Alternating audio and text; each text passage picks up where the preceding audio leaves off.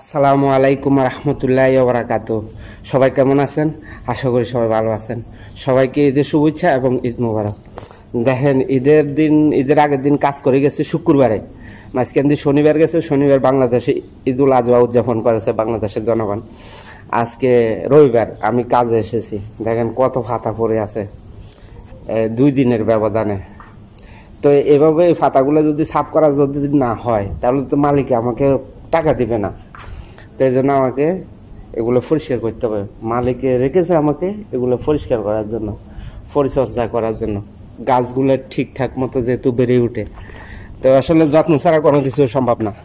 এই জন্য আমি গাছের যত্ন নিই এবং গাছের যে নিচে ফাতা কাঁচরাগুলো ফলে এগুলো পরিষ্কার পরিচ্ছন্নিত রাখি। আসলে পরিষ্কার পরিচ্ছন্নিত রাখে আমাদের দায়িত্ব। আসলে এখন দেখা যায় আমরা নিজে পরিষ্কার পরিচ্ছন্নিত রাখার আসলে খেয়াল করি না, আর পরিবেশের কি খেয়াল করব। তো এই জন্য বলি, আসলে পরিবেশের সৌন্দর্য মানি আমার সৌন্দর্য, আমার সৌন্দর্য মানি পরিবেশের সৌন্দর্য। এখন যদি সেই সৌন্দর্যটা যদি আমরা সৃষ্টি না করতে পারি, তাহলে তো পরিবেশ আমাদের সাথে ভালো আচরণ করবে না। দেখেন বিদেশে কত পরিষ্কার পরিচ্ছন্নিত, মানে কোথাও কাঁচরা দেখা যায় না রোডে, একদম পরিষ্কার। কারণ হচ্ছে তারা পরিষ্কার পরিচ্ছন্নিত রাখার কারণে এভাবে পরিষ্কার দেখা যাইতেছে। আমাদের বাংলাদেশে তো পরিষ্কার পরিচ্ছন্নিত কী জিনিস অনেক মানুষ ভুলিয়ে যায় যে কি পরিষ্কার রাখবে। তো এই জন্য এই দেশে কন্টিনিউ মানুষ রাখা হয় পরিষ্কার পরিচ্ছন্নিত রাখার জন্য।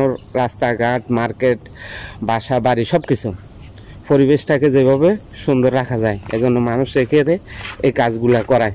আর আমাদের দেশে দেখা যায় যে একজন মানুষ রাখলে একটা বাড়ির মধ্যে কাজ করার জন্য, তো কাজ করে মোটামুটি তার এমতে সে কাজ করে। কিন্তু মালিকেরও অন্ততকে খেয়াল রাখার দরকার যে আমি যাকে রাখছি সে আসলে কাজ করতে আছে কিনা ঠিক মতে, না কাজের ফাঁকি দিতে আছে, কোনো জায়গায় ময়লা আবর্জনা আছে কিনা এগুলো চেক করা। আসলে মালিকের এতটুকু কি সময় আসেনি দেখার? ওই মালিকে আসে, ঘুম যায়, খায় আর নিজের কাজকর্ম নিয়ে ব্যস্ত থাকে। পরিবেশের কী অবস্থা সেটা নিয়ে তার কোনো এত বেশি মাথা ব্যথা নাই। তো এই জন্য মালিকেরও দায়িত্ব এগুলো পরিবেশগুলো দেখার, পরিবেশটা ঠিক আছে কিনা। আমার বাড়ির আশেপাশে সব কিছু দেখতে হবে, মানুষগুলা কীরকম আছে আমার বাড়ির আশেপাশে। তো আমরা আসলে খোঁজখবর নিই না, তো বাড়ির আশেপাশে মানুষগুলোর খোঁজখবর নিই না। তারপরে তারা কি খায় না খায় সেই খোঁজখবরও রাখি না। আসলে বাড়ির পাশের একটা মানুষ যদি কষ্টে যদি মারা যায়, তো সেই দায় কিন্তু বহন করতে হবে। আশেপাশে যারা ধনী ব্যক্তি আছিল তারা খোঁজ খবর না নেওয়ার কারণে আজকে এই দায় তাদেরকে দিতে হবে। কারণ আপনি খাবেন, আরেকজনে খাবে না, আরেকজন উপেসে মরবে। তো আসলে জিনিসটা ঠিক না। আল্লাহ তাআলা সবাইকে বানাইছে, তো এই জন্য আমরা খেয়াল রাখতে হইব। অনেক মানুষ আছে ঠিকমতো খাবার খেতে পারে না, কামকাজ নাই, অনেক কষ্টে জীবনযাপন করে। তো তাদের প্রতি টেক কেয়ার রাখাই আমাদের দায়িত্ব মুসলমান হিসেবে। আজকে যদি আমি এই দায়িত্বটা যদি ঠিকমতো পালন না করি, আমার অনেক অর্থ সম্পত্তি আছে, আমি যদি আমার ঠিকমতো দায়িত্ব দেশের জন্য, দেশের জনগণের জন্য যদি পালন না করি, একদিন আমাকে এই দায় নিয়ে মৃত্যুর পরে আমার থেকে হিসাব নিবে যে তুমি দেশের জন্য কি করেছো, মানুষের জন্য কি করেছো। সব কিছু আমরা দায়বদ্ধ থাকতে হবে, দায়বদ্ধ থেকে আমরা কাজগুলা করতে হবে। এই যে আমি অনেক টাইমে দেখা যায় রাজনীতি কথাবার্তা বলি, আসলে নিজে দায়বদ্ধতা থাকার কারণে এই কথাগুলো বলি। আজকে মনে করেন আমি যদি না বলি, তো দেখা যাবে অন্য সময় আমার উপরও এরকম সমস্যা আসতে পারে। তো এই সমস্যা আসবে সেটা বড় কথা না, আজ হোক কাল হোক আমাদেরকে এই দুনিয়া মায়া ত্যাগ করে চলে যাইতে হবে।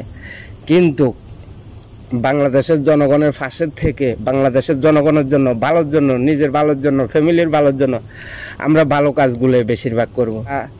মনে করেন খারাপ কাজের মধ্যে লিপ্ত আছে, আমরা ওই লোকদেরকে বুঝিয়ে শুনিয়ে ভালো কাজে নিয়ে আসব। যদি সে খারাপ কাজে থাকে, আল্লাহ তাআলা যদি তাকে হেদায়েত করে, তাহলে সে খারাপ কাজ ছেড়ে ভালো কাজে আসতে পারে। তো আসলে মেইন উদ্দেশ্য হচ্ছে যে আমার এটাই, আপনারা পরিবেশটাকে সুন্দর রাখবেন, নিজেও পরিষ্কার পরিচ্ছন্নিত চলবেন, নিজের প্রতি নিজে খেয়াল রাখবেন। আবার ভুলে যাবেন না নিজের প্রতি নিজে খেয়াল রাখার। অবশ্যই পরিবেশ সৌন্দর্য, আমি সৌন্দর্য, আমি সৌন্দর্য, পরিবেশ সৌন্দর্য। এখন যদি আমি সুন্দরভাবে পরিষ্কার পরিবেশের মধ্যে যদি না চলাফেরা করে তাহলে পরিবেশ তো সুন্দর হবে না। তাই একটার সাথে একটা লিঙ্ক থাকে, তাই জন্য সবাই খেয়াল রাখবেন। আর ভিডিওটা দেখে অবশ্যই আপনার মূল্যবান মন্তব্য, লাইক, কমেন্ট, শেয়ার এগুলো করবেন, জানাবেন। আর যদি পারেন আমার ইউটিউব চ্যানেলটা সাবস্ক্রাইব করবেন। আমি দেখতে আছি আমার ইউটিউব চ্যানেলে দিন দিন সাবস্ক্রাইবের সংখ্যা কমে যাচ্ছে, কোন কারণে কমে যাচ্ছে জানি না, তবে সব কিছু আল্লাহর ইচ্ছা। আমি এটা আল্লাহকে বিশ্বাস করি, মনে হয় আল্লাহ চাইছে এটা কমতে আছে এইভাবে। এখানে আমারও কিছু করার নাই, কারো কিছু করার নাই। আল্লাহ যেভাবে চাইবো সব কিছু ঠিক সেভাবে চলবো। যে আমরা বলি না সব কিছু কি আল্লাহ করে নাকি, তো আল্লাহ না করলে করে কে? তোমার আমার ক্ষমতা আছে করার, আসলে আল্লাহর সাথে বেয়াদবি করা যাবে না। একটা কথা সবার মনে রাখতে হবে। সবাই ভালো থাকবেন। আসসালামু আলাইকুম রহমতুল্লাহি ওয়া বারাকাতুহু।